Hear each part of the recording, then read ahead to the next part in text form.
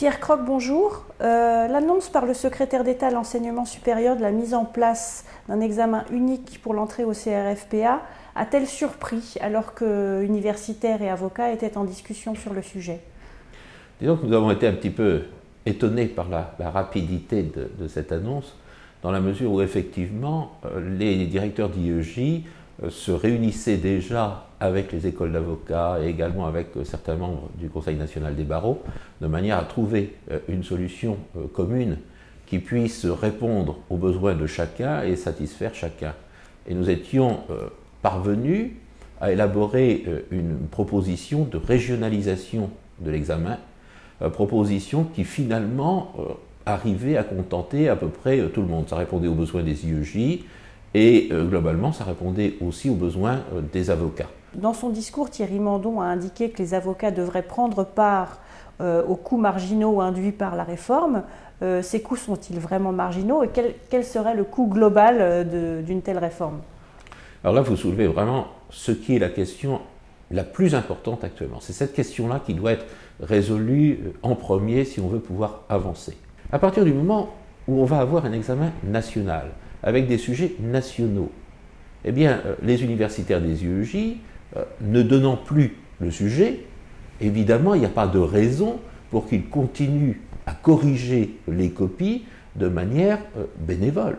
Ça n'aurait absolument pas de sens. Si on est un examen national, il faut, si on veut continuer à trouver des correcteurs, que les corrections de copies soient rémunérées et qu'elles soient rémunérées d'une manière correcte.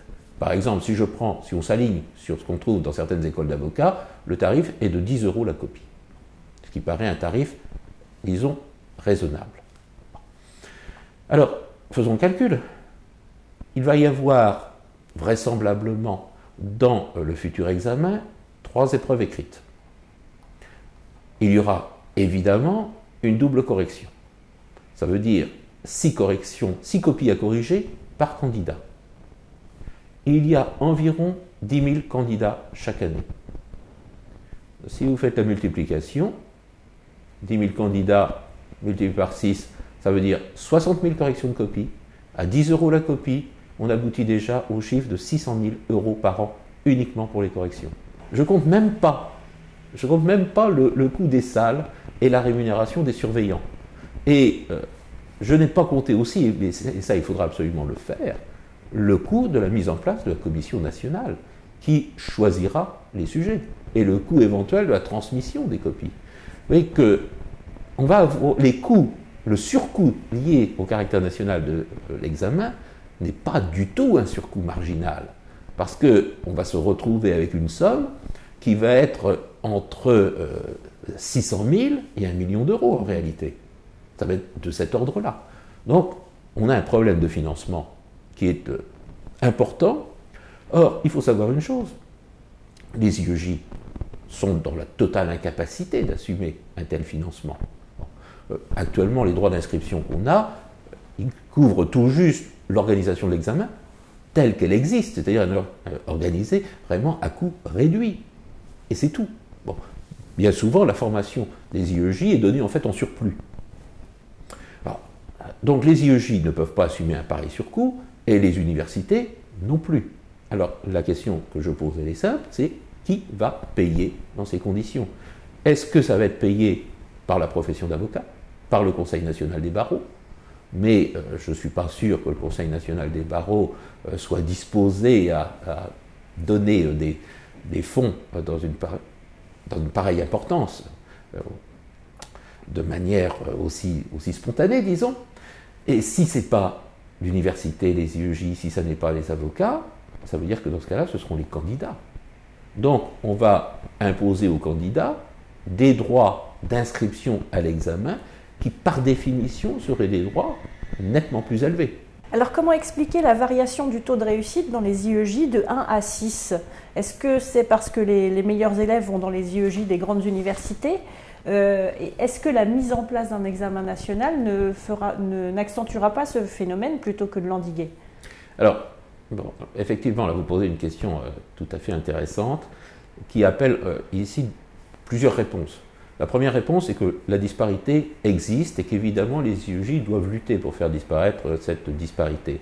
Mais il ne faut pas exagérer cette disparité. Parce que qu'est-ce qu'on compare?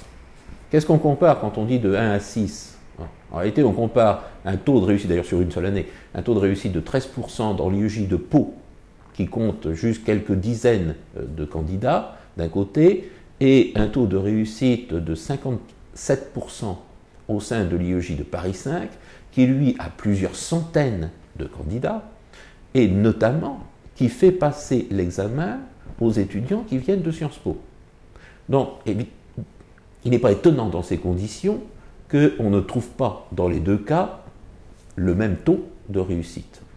En plus, vous avez raison, on a un phénomène qui est lié au choix des Master 2. Les étudiants essayent d'aller dans les Master 2 les plus cotés, dans les Master 2 des grandes universités, notamment des universités parisiennes. Tout naturellement, ils s'inscrivent à l'IEJ de l'université dans laquelle ils ont pu être acceptés, ce qui veut dire que forcément, et ça, moi j'ai connu ça quand j'étais au sein d'une petite université en province, on voit en quelque sorte une fuite des meilleurs étudiants, ce qui, mathématiquement, accroît le taux de réussite des IEJ des grandes universités. Alors, le phénomène existe, bien sûr, et le risque, vous l'avez fort bien dit, c'est que ce phénomène, en réalité, se trouve accru par le caractère national de l'examen. Les étudiants seront tout naturellement attirés par les IEJ qui seront capables d'afficher des taux de réussite importants. Donc ils iront de plus en plus vers ces IEJ. Étant attirés, ils déserteront évidemment leur faculté d'origine.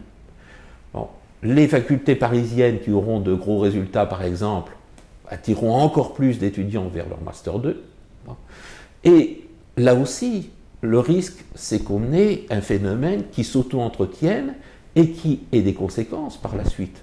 Parce que si les étudiants désertent leur faculté d'origine pour aller dans certains gros IEJ, ils s'inscriront aussi en Master 2 plutôt dans les universités de l'IEJ où ils iront. Donc, ce qui veut dire que les Master 2 des petites facultés vont se trouver progressivement désertés. Comme les étudiants, de ce fait, ces Master 2, ils vont disparaître à terme. Et même en Master 1. Croyez-vous que les étudiants vont continuer à s'inscrire en Master 1 s'il n'y a plus de Master 2 par la suite? Non. Là aussi, ils vont déserter. Ils vont déserter en réalité après la licence. Parce que là, tout de suite, ils chercheront à s'inscrire dans une université où ils se diront, si je m'inscris en Master 1 dans cette université, j'aurai peut-être plus de chances d'être accepté en Master 2 et d'aller dans l'IEJ avec de bons résultats. Et là, vous voyez, on a un risque très important. C'est de disparition des petites facultés de droit ou de réduction des petites facultés de droit à être en réalité simplement des espèces de collèges juridiques qui préparent jusqu'à la licence. Et derrière ça, on a un problème important d'organisation de l'enseignement du droit sur le territoire.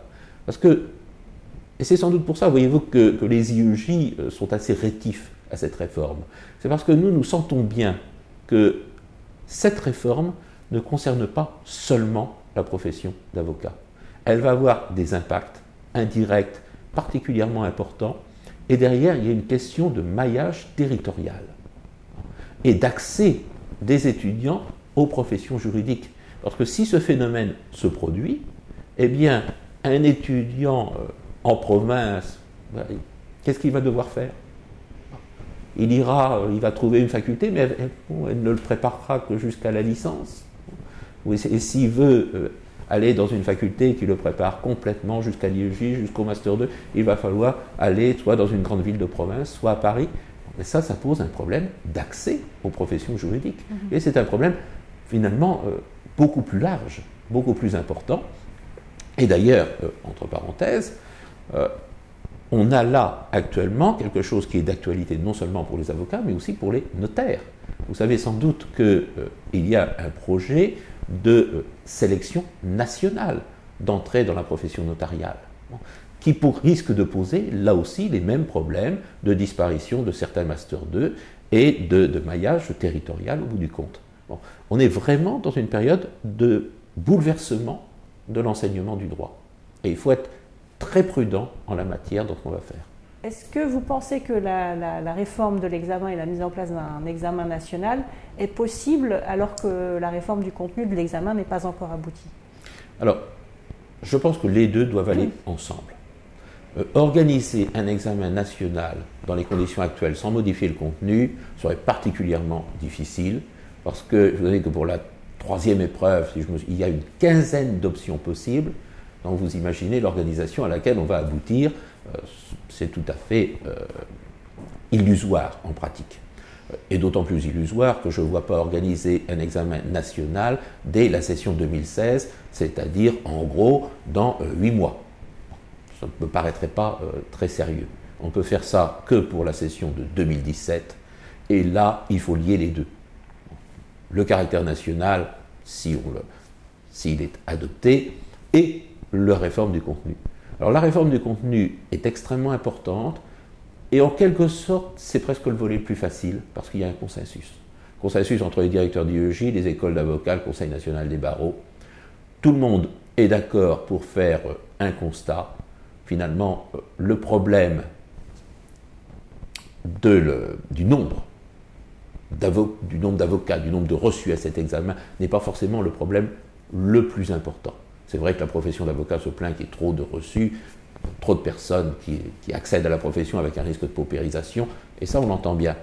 Bon, mais le problème le plus important est lié au fait que l'on ne reçoit pas forcément les meilleurs candidats.